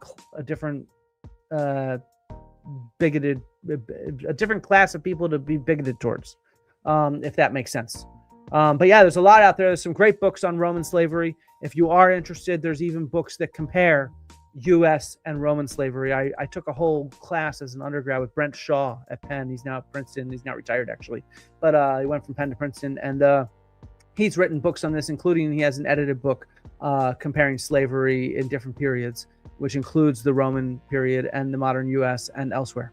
So there's a lot there. Let's see. Questions. Someone wants to be mummified. Shrooms. Do we know when humans started drinking alcoholic beverages? I mean, we know when they started drinking wine and beer, which was early when so beer was before wine because it comes with the domestication of grains. So, you know, certainly humans have been drinking beer for, you know, 11,000 years. In fact, there's evidence they might have been drinking beer at Göbekli Tepe, even before grain, even with wild wheat. Wine comes about with the domestication of the grapes a few thousand years later. It's probable that early humans and early human ancestors, hominids, drank rotten fruit that had alcohol in it. Certainly, our primate cousins do this, as do other species of animals. If you go see my my conversation with Manveer Singh on shamanism, we discuss this in a little more depth, and we also just show some videos. I think of like of elephants getting drunk. So you should check that out if you're interested more on modern and ancient consumption of alcohol within the context of shamanism in that conversation. Really cool conversation, by the way. It doesn't have enough views. I just put it in the chat.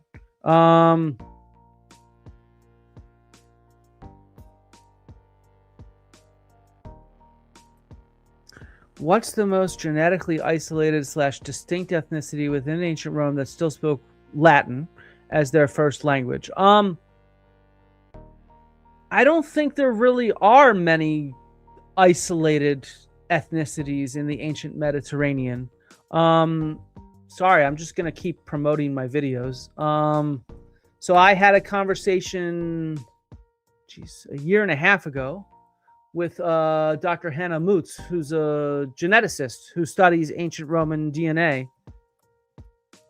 And we discussed mostly just how intermingled everybody was.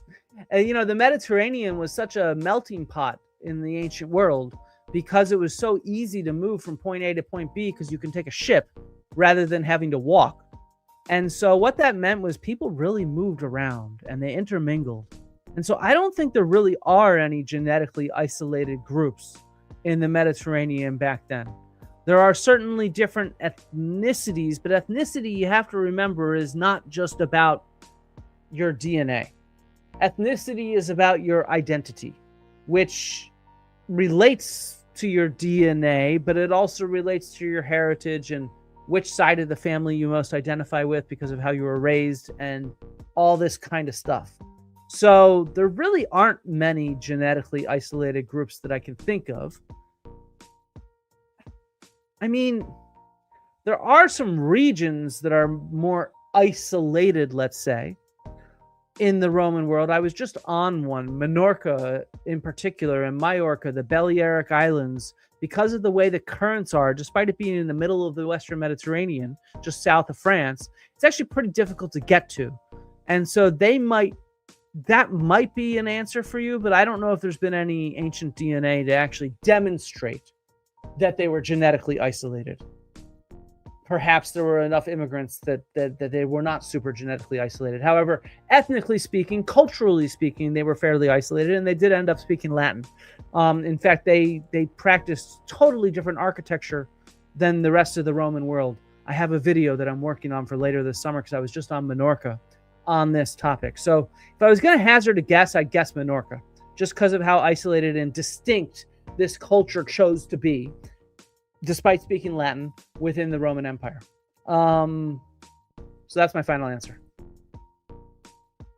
In ancient Greece, how concerned were they with their own personal afterlife when compared to other cultures? This is a good question. By and large, not very concerned. Most polytheistic cultures, their big deal is not usually the afterlife. that really starts with mystery cults. So like you could think of the mystery cult of Eleusis, or the Bacchic mysteries, or the Mithraic mysteries. What differentiated mystery cults from most other pagan cults and deities and groups is they had a clear goal of being initiated into their mystery teachings in order to have a better afterlife. And so it wasn't really a Greek thing. It was just these mystery cults that started becoming popular in the second half of the first millennium BCE, particularly in the sort of late Roman Republic into the Roman Empire. And in many ways, Christianity has a lot of connections to these mystery cults. It takes and borrows a lot from them. And so that's partly where you see this interest in the afterlife in Christianity. And it borrows a lot of other things from it. And you can see this even when you compare, say, Judaism to Christianity. Judaism developed a lot earlier in a different milieu where religious ritual and religion was not as interested in afterlife. It was not as much of a preoccupation. But by the very end of the first millennium BCE, this became a very big deal with all these mystery cults floating around and becoming very popular. You know, the mysteries of Bacchus were a major competitor to Christianity in the early Roman Empire period. The Mithraism and the Eleusinian mysteries, the mysteries of Isis, they were all a big deal, and they were all concerned with afterlife and sort of like this initiation. So yeah, let's see what else we got. Yeah, I know my beer's empty. Yoni,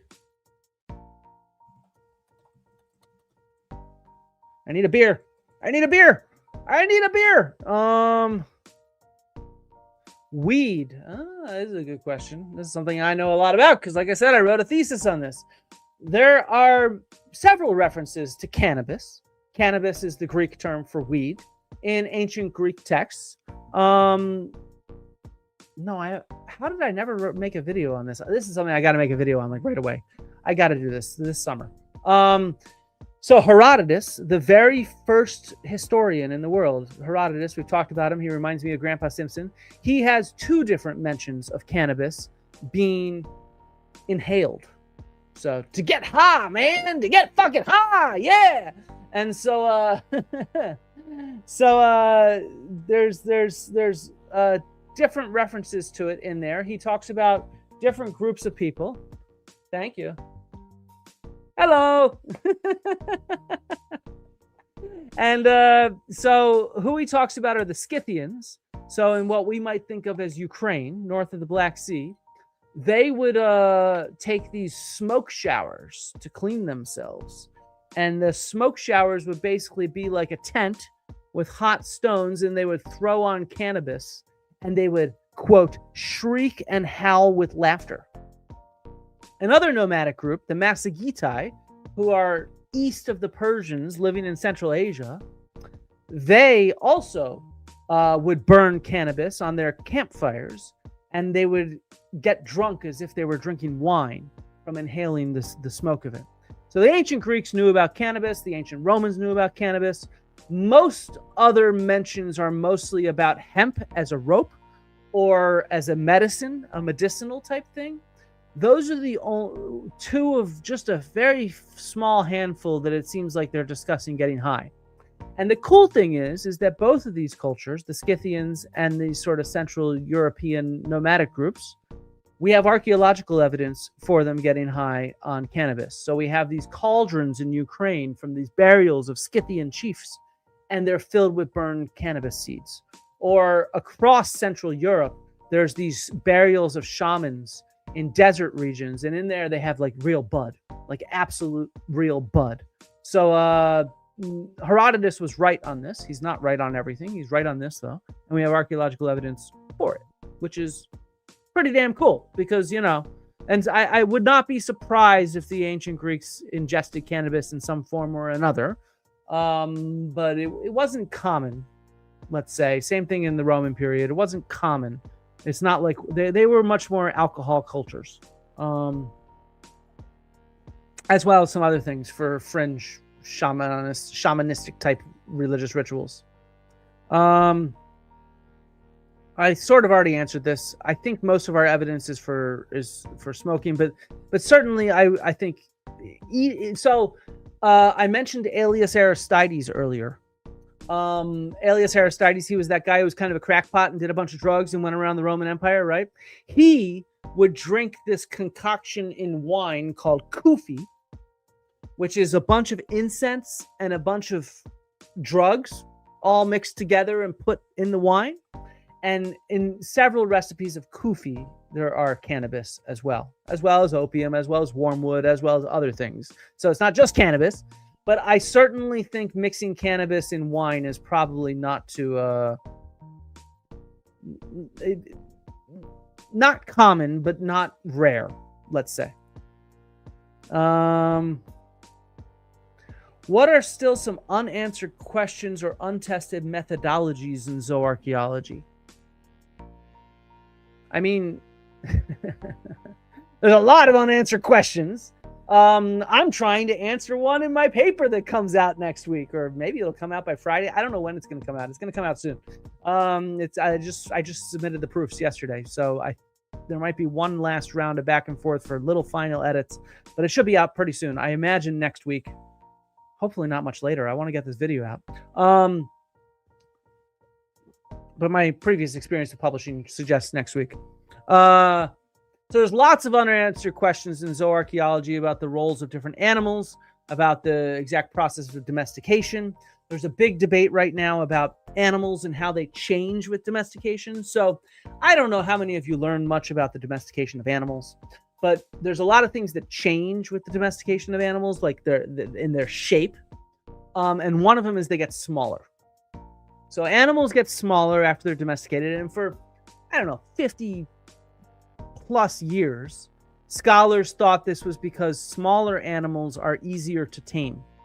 Makes a lot of sense, right? If you're going to be trying to control a motherfucking bull to plow your fields or whatnot, it's a lot easier to control a smaller one, right? But same thing's true with a goat, like a billy goat or something like that. So all these animals shrink. But Mindy Zeter of the Smithsonian Institute just published last year a really cool article challenging that idea, suggesting that maybe the reason that the body size of domesticated animals gets smaller has nothing to do with their genetics of smaller animals. Instead, it has to do with the fact that when you have a herd of sheep or cattle or whatever, you typically have mostly females and just one or two males. And on average in these species, females are smaller than males. And it's not due to the fact that the animals shrunk in size. It's due to the fact that there's just a greater preponderance of female animals than males compared to wild populations that are hunted.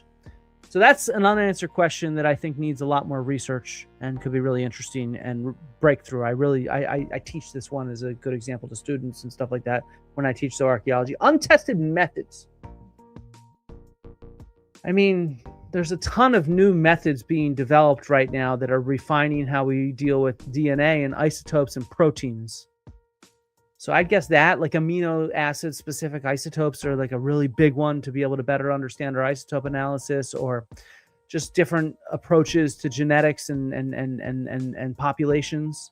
I don't know. I feel like I should have a better answer for that. I mean, a lot of them are sort of at the point of big data and how to analyze stuff statistically. And there's, just like in most sciences, there's a lot of different ways to analyze stuff statistically. So in this sense, there's a lot of untested statistical analyses that people do that will probably be changed as we think through better how to do that. Sorry, that's the best I got, E-Man. Any general thoughts on doing archaeology when maybe the location has sensitive such volatile politics tied to the cultural understanding of history? Ooh, that's a big question. I'd say tune in Friday. I'm going to have Catherine Bluen on, and we're going to be discussing, I think, this specific topic with regards to Ukraine and mostly Israel. I have a lot of thoughts on this, but let's see what we say in that. I'd say tune in Friday. We'll have a live stream around 6 p.m. UK, 1 p.m. Eastern. That's probably my best answer right now. Let's see. If I could pick and fund any archaeological excavation or study, which would I choose and how much would it cost? I mean, there's so many good ones. So I just wish archaeology was not getting cut so badly. I mean, like, we're losing out on the ability to study with the National Science Foundation and the National Endowment for Humanities. The National Science Foundation, it looks like, is about to cut their entire social sciences division, which includes archaeology. So that funds a significant amount of archaeology in the US and around the world conducted by US scholars. And that's just going to fucking suck. I know this is not the answer you're looking for, but this is the reality. The reality is we need a lot more funding for archaeological excavation and study, and it's disappearing. And I don't really know what to do about that other than to try to make my YouTube channel big enough to be able to fund archaeology. And it's not there yet. It doesn't fund enough for us to live on, let alone archaeological research. But I'm confident that we're going to get there. And give me 5 years of doing some real YouTubing, and maybe we'll get to the point where I can offer funds for projects, my own and other people's, because I think that that's really, really important. If I was to pick a specific excavation or study, I'd say mine, which I know is a total cop-out, but I want to do more isotope analysis on animals from ancient Greece. I tend to think that ancient Greek animals are severely understudied. There's a very small handful of scholars in the world that focused on these, and I'm one of them. And very few of us have permanent jobs. In fact, I don't think any of us do. I don't think Tatiana Theodoropoulos has a permanent job right now. I guess Dimitra Milona in Crete technically has a permanent job, but it's not with a university. It's with a nonprofit. And so what this means is there's this whole subdiscipline that just doesn't get any attention because it's in between the humanities side and the sciences side of archaeology. So it doesn't get much funding and stuff like that. And it's a real problem. So more of that. Where does my passion come from? I don't know. I just like this stuff, man. You got a problem with it? Like, I don't know. I just like sharing archaeology with people. I like it myself. I like reading about it. I like doing it. You know, Kent Flannery, he's a retired professor. I don't think he's passed away yet, right? Don't tell me he's dead. I've never met him. I'd love to meet Kent Flannery. Yeah, he's still alive. He's 92 though, so I probably won't get a chance to meet him. But he has a quote that archaeology is the most fun you can have with your clothes on. And it's true. Archaeology is just a lot of fun.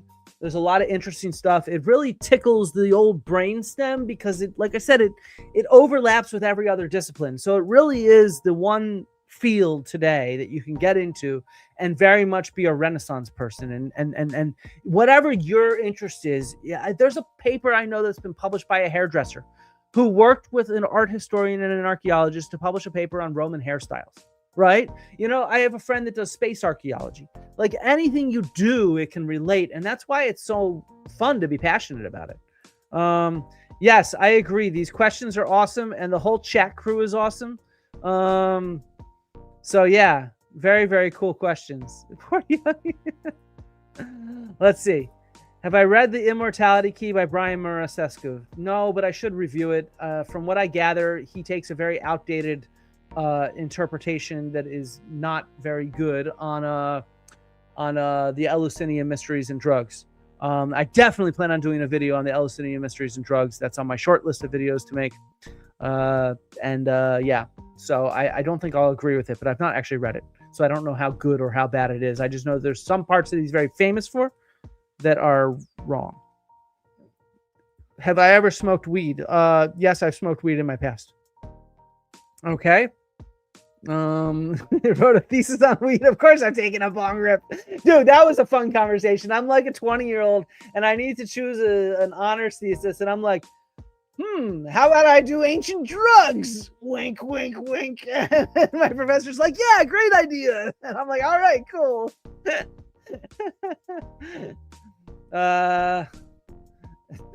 what's the what's the what's the most archaeological thing I've ever archaeologied? I don't know. Dirt, dirt, man. That's about the height of archaeology for you. I don't think anybody's. Most ancient seeds are not viable for planting. Most ancient seeds have been carbonized or mineralized, so I don't think you'd be able to plant any ancient cannabis seeds. Ancient cannabis seeds have definitely been studied and published from a wide variety of sites around Europe, Asia, the world, etc.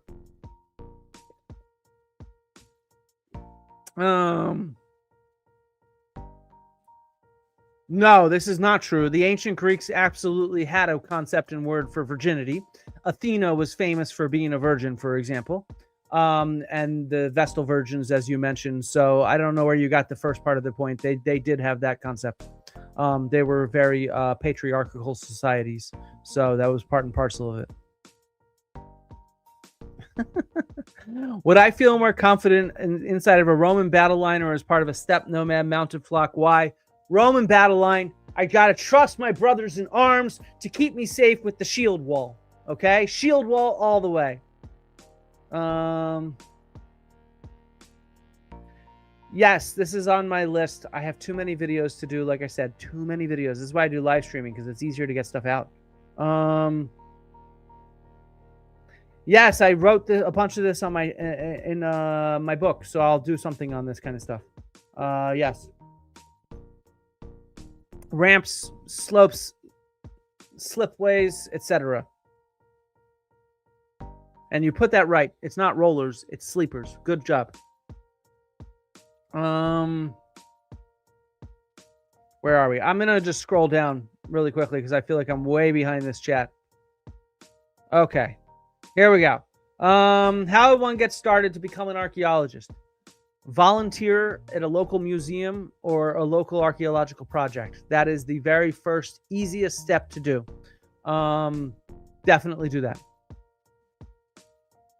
What did I study? I have a degree in classical civilization, a bachelor's from the University of Pennsylvania. I have a master's and a PhD in classical archaeology from the University of Cincinnati. I know ancient Greek. I know Latin. I have extensive training, and I have been a field director of various projects. I have training in zooarchaeology and the study of the anatomy and morphology and biology of ancient animal remains from archaeological sites, as well as biomolecular archaeology, specifically studying stable isotopes from the teeth and bones of ancient animals. So yeah, all that stuff. I know a bit of geology because I have to apply that in the field. I have studied stone tools and pottery. Yeah. Wait, that reminds me. I thought I saw...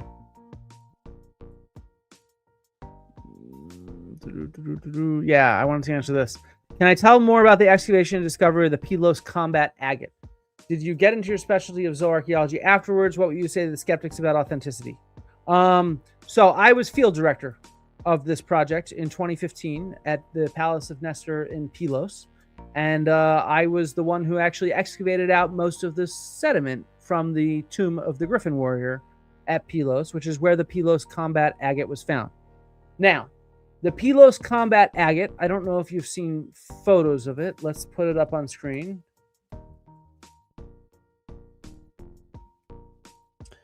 I have a video conversation about it with Kel Tenenbarger, but let's put this up on screen. This is what it looks like. It's pretty dang cool. It's got this heroic battle going on in a fairly Bronze Age style. It's not Achilles and Hector. It's a fairly formulaic style of the victor stabbing the loser like this, and someone dead over here. That said, it was covered in crust. All of these seal stones, which are like dozens of them from this specific grave, were covered in crust.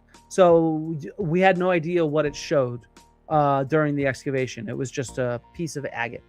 And that's just how it was. So I don't know. It came up with a range of other things. This is what it looks like without that contrast. See the shield here. So there isn't, I don't know what else to tell you. Anybody who thinks it's not authentic is being weird, because it was found at an archaeological site and clearly documented at the time in 2015. So the skeptics about authenticity, they're just doubting for no reason, is the real answer there, because there is no reason to doubt the authenticity. It's a very modern, recent excavation that has a wide variety of seal stones and seal rings, including some gold rings.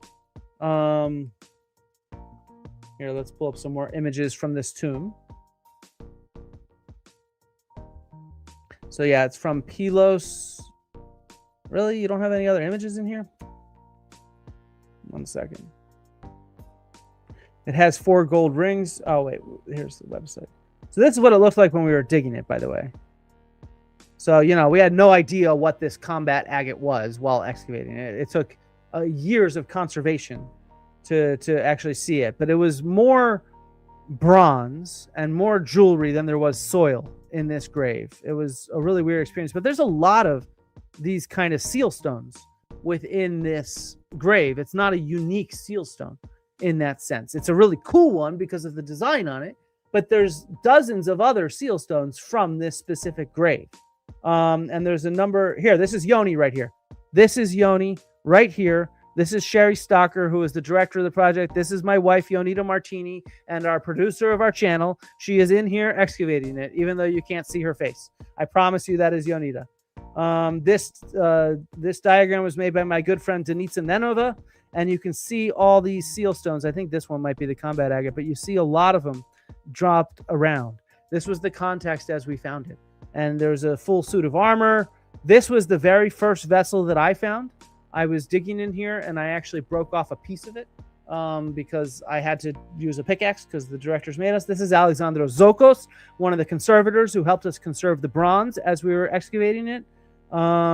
This is what it really looked like, say, a week after hitting the deposit. Maybe a little longer.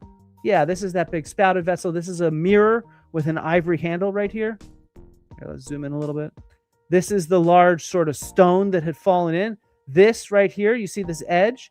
This is actually a vessel that's about this big around on top of the dude. There's like a sword coming down here, which you can't see here. Up here are silver cups and goblets. There's those 4 gold rings with bull leapers and stuff like that. So, I mean, when you talk about the authenticity, we have the whole context. And we have a wide variety of other similar finds from this same context. And so, you know, there's anybody who doubts it's just being, I don't know, skeptical for the sake of being skeptical. There's no real reason to be skeptical. Here's Yoni just sent me this. Here's the photo with Yoni's face, just to prove that this is Yoni. This is it right here. There's Yoni, there's Sherry, and there's photos of me with the Griffin Warrior tomb. Let me see if I can find them.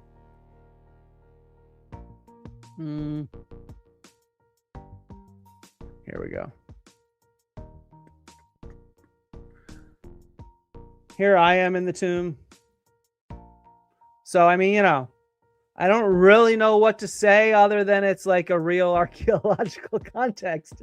And we have all this stuff very meticulously documented. You see all these tags in here.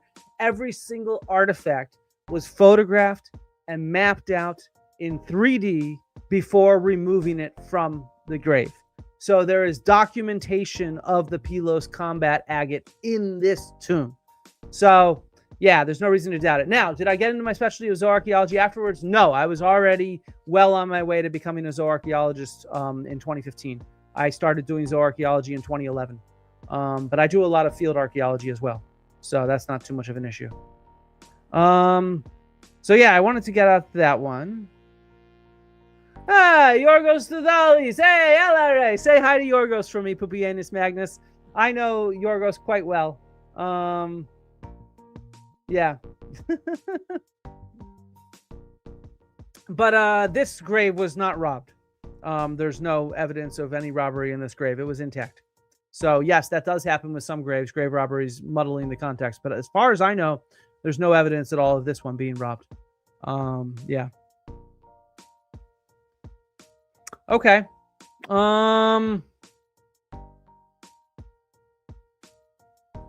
No, I've never been to Leiden. I've been to Groningen. I gave a talk at Groningen, and I got to see the zooarchaeology lab. Let me see if I have photos of it, because it's really cool. But no, I don't have any photos of it on my computer. It's in my phone. Of the zooarchaeology that were Groningen. But I've never been to Leiden. I know some professors at Leiden. Marie Soresi, for one, and I'm sure I know more, but I can't think of it. All right. At a dig site, what method of digging is your method of choice and why? I read about layer digging and per sediment layer, and you're confused. Yes, per sediment layer, without a doubt. So what you're asking is, how do you dig a site? Americans and Brits, and at this point, most of the world digs them per sediment layer. If it's a really big, deep sediment layer, you might do half of it at a time or something like that. But you want to not mix up stuff between different layers of sediment because they might not be related to one another. The Germans, for a while, though I don't know if they still do, they used what's called spit excavation, where they dig down in 5-centimeter passes, 10-centimeter passes, and it didn't matter if it moved between a different layer. And that's a problem, because if your pass mixes up stuff from two different layers, a layer here and a layer there, well, this layer might date to 500 BC and that one to 1000 BC. You don't want to mix up that stuff. That would be a mistake. So sort of as like a zooarchaeologist, I don't want my bones to be all mixed up between different sediment layers. So that's why I dig stratigraphically is the term, per sediment layer. I am drinking Leffe right now, which I often drink, though I have some Dune Bar coming for my next live streams. So yeah. What else?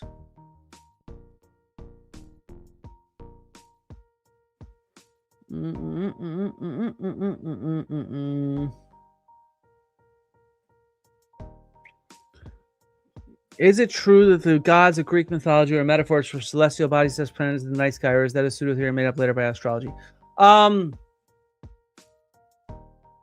They're not metaphors, but they're associated with certain celestial bodies. So to think of them only as metaphors would be inaccurate to how the ancient Greeks, at least most of them, considered them. There are some philosophers that think of them as metaphors. But no, this was true at the time. They were associated. Jupiter was associated with Jupiter, for example, meaning Zeus. So there were associations between celestial bodies and constellations with Greek deities and heroes. So yeah. There's truth to that, and they were associated like that back then. The Baalbek Trilithon is definitely Roman. There is Roman material underneath it. It could not be earlier. The Baalbek is built on a mound site, a Neolithic mound. And so if there was something from like the Younger Dryas period that had placed that stone there, that stone would have been floating for thousands of years in the air until all the detritus of life eventually built the mound that ended up having the terrace that stone was built into on it. So it's absolutely like Roman Republican in period.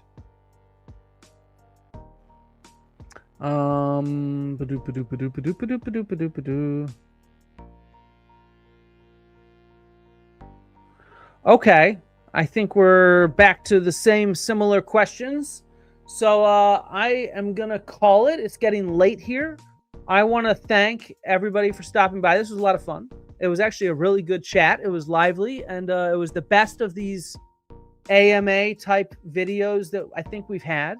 And I think we'll do more. I think it's a lot of fun to just sort of chat, drink a beer, put on some tunes, and chat about all these topics. So let's do another one. We'll try to do something like this, I don't know, once every few months instead of once every year. That way we can you know, have some fun. Pupienus Magnus, I appreciate it. So yeah, everybody give this a like, give it a subscription, and once it's done, leave a comment. Make sure to leave comments afterwards on my live streams, because I think that really helps with the algorithm. Thank you all for the great questions. Rock out. I will see you all Friday for another live stream, and then we'll have some more stuff next week.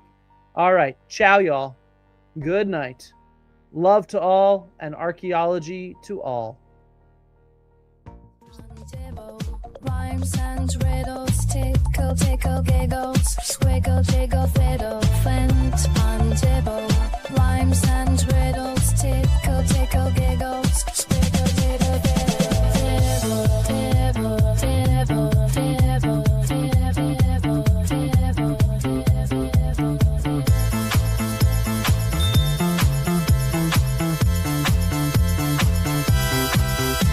Flint, undibble, flint, undibble, flint, undibble, flint.